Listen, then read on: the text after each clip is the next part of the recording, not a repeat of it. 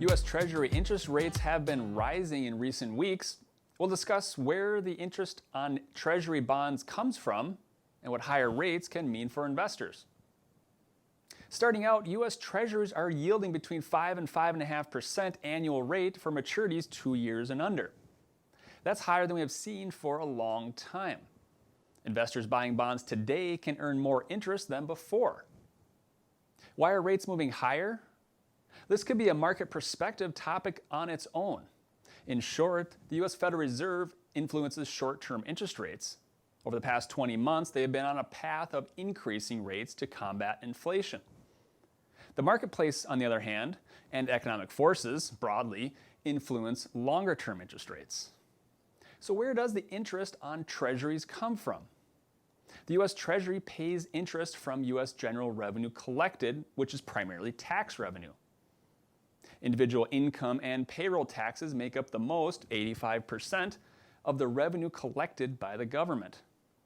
Further, in years where there is a budget deficit, new debt issuances may be used to fund interest payments, among other expense items.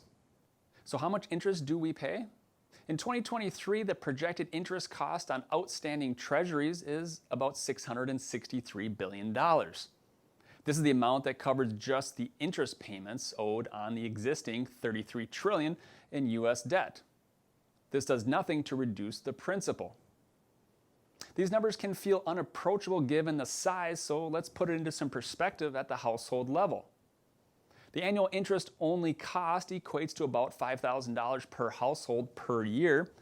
The national debt outstanding equates to about $250,000 per household. The U.S. debt and associated interest cost is on the rise given interest rates are high and because of new debt issuances required for deficit spending. The Treasury's interest payment or yield is a contractual obligation to investors who have purchased Treasury securities and is a fundamental component of the government's financial operations. We expect this to hold up.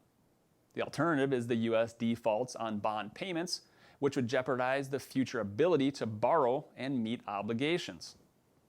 The path of interest rates has historically oscillated up and down. The 2009 to 2016 stretch of low rates was not the norm.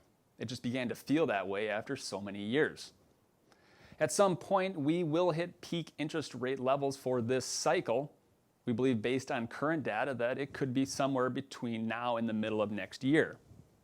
Looking back at prior cycle peaks for short-term bond-type investments, the years following a cycle peak tended to be good for other asset classes such as stocks.